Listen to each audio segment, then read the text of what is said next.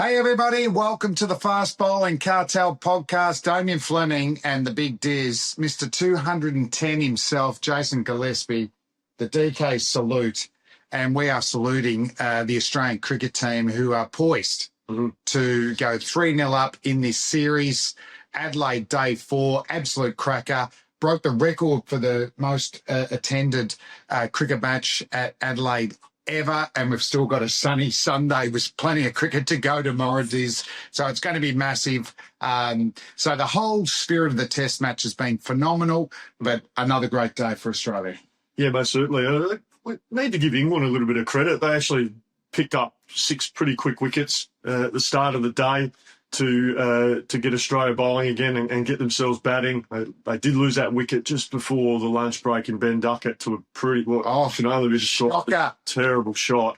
But they applied themselves well. They put away the Bazball aggression and just reacted to the ball and played good, solid test cricket. I thought they accounted for themselves quite well until it got to very late in the day, and then the GOAT just did his thing. Yeah, it did. I mean, we'll touch back at England because I agree there were some strong performances and maybe a little bit of an inkling where they can go in the future. But for Australia, just in the second innings, Captain Pat Cummins has been out for months. People are wary, he's not been match fit, but he's obviously put in the work and he's ingrained that stock ball, and it's a fast stock ball. It's often seaming in and it hits the bat hard. And those 3 early wickets just ripped open the second innings and really diminished any hope that England had in chasing this total.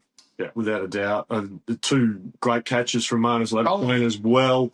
Got Joe Root, Captain Pat got Joe Root out for the 13th time, would you believe, in Test cricket. Almost a carbon copy of the first innings. And it's almost a trademark of Pat Cummins. He is a bowler, I think, and it's been magnified as captain because he's allowed to bring himself on more, but he just targets the best player. Against India, it was Virat Kohli. Yeah. Throughout this career, against England, it has been Joe Root. And Joe Root's coming off an unbelievably great 100 against Australia at the Gabba. I thought on this pitch that Root would be a big factor for the Australians and a big factor for England, potentially winning this test match. But Cummo's targeted him twice and knocked him over again. Yeah, it's been interesting to watch Joe Root this test match because if you remember in Brisbane, he moved across to off stump and he was leaving a lot of balls, and he's somehow gone back to his middle stump guard and looking to run as well down to third man, which I don't think is the right way to go. But Pat Cummins definitely got his measure. Flem, he's been absolutely superb. We were a bit worried about whether he would be match fit, but it just shows the experience of Pat Cummins. He knew what he needed to do to get ready for this Test series. And yes, it's a bit later than what Australians would have liked, but he's been absolutely superb. He has. And then let's move into Nathan Lyon, who was bitterly disappointed not to play at the game. Oh, he was absolutely filthy, and he got 2 wickets in his first over in the first innings. Bowled beautifully today, and good pressure from Scott Boland at the other end, who didn't get a wicket. But those last 3 wickets for Nathan Lyon were phenomenal. We were supposed to have Glenn McGrath on this podcast tonight. He is still filthy that Gaz has gone past him on the test wicket. So we have not heard. He hasn't talked to us. He needs a bit of Glenn time. So hopefully I can get him tomorrow. But Gaz, it's the one that got Stokesy. Stokes did everything right, and it still knocked him over. It was like almost the exact ball that got rid of Ben Duckett in the first innings, if you remember, from around the wicket. A beautiful piece of off-spin bowling. Harry Brook, just a shocking dismissal. It looks bad. It looks great when it comes off, but it wasn't the right ball to hit. He premeditated that clearly. And then the wicket of Zach Crawley, thought the go-to wicket keepers at the moment, Alex Carey, he's had a fine game. 5 catches the first innings. He's got another couple of dismissals this innings. Scored a lot of runs, 3rd most runs by a wicket keeper for Australia in a test match. And he's kept absolutely sublime. But he got the 100 in the first innings and the 5 catches in the first innings. What I've been calling for on SEN radio, I just want to stump him. Give me a little stumping. You got it today. It was just lightning, wasn't it? I mean, Zach Crawley if we move into England, I reckon Zach Crawley found out a fair bit about his batting, that he underrates his defence and his ability to let the ball go early, and that he can build an innings, because I thought that was an epic knock from Zach Crawley today. If he bats like that for the rest of his career, he is going to make a truckload of runs. So he averages 31 from his first 100 innings in Test cricket. So today was his 100th innings, Flem, and he averages, 30, 31. Yeah. Right? He could average 40. Easy. No doubt. If he applied himself and played, be more selective and play a bit of old-fashioned Test cricket, he can still score at a decent rate. Well, he caught up. He was so slow. He was missing off about 30 balls. But and then he caught up. And then, if he got to 100, he would have exploded a bit too. But I couldn't have been more impressed with that innings. Yeah, agreed. And also, the tough thing for England, they're facing the best Australian attack of the series. Yes. Because Cummins is back and Nathan Lyon is back. So there's no release of pressure. With like a Brendan Doggett who's, debuting. Michael Neser, bowled pretty well.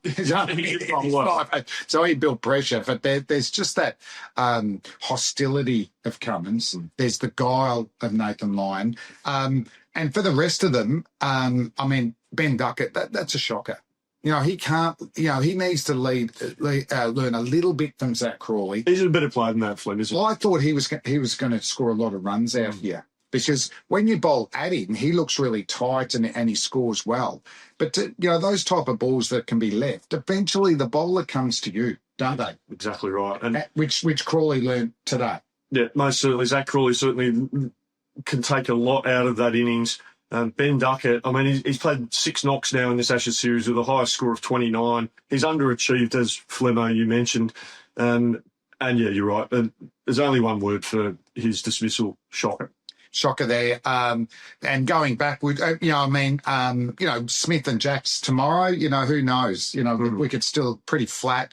They might have a bit of fun if they get themselves set. They score very, very quickly there. But another little tick to an Englishman, I thought Josh Tongue bowled beautifully, and he should have got the second new ball. When he got the fourfer, and I think there was still 3 wickets left. I'm going, you give him the new ball straight away there, and he didn't get it. But I think his efforts in this game have been superb. He has to be in their best 11, Josh Tongue, as far as I'm concerned. I think average pace, I think he's the fastest on average pace of the seamers. To be fair to Bryden Carso, he was given the second new ball and was on a hat-trick. So he did. I like Bryden Carso. I like the energy, the effort. He has a crack. He's been tasked with doing a lot of the donkey work, a lot of the bouncer plans, but you can't fault his efforts at all. Yeah, how's a player tomorrow, Diz? I think we'll be seeing the Australians go 3-0 up and celebrating probably inside the first hour. In an hour. I'll go just before lunch. Australia to go 3-0 up, retain the Ashes, and still on the way to winning 5-0. Yes. Yes. That is the Fast Bowling Cartel. Thanks for watching and listening. Let's finish off the DK, and we'll be back to wrap it all up tomorrow, hopefully with Glenn McGrath. Get over it, Pidge. Pidge, move on. Move on. Move on, big fella.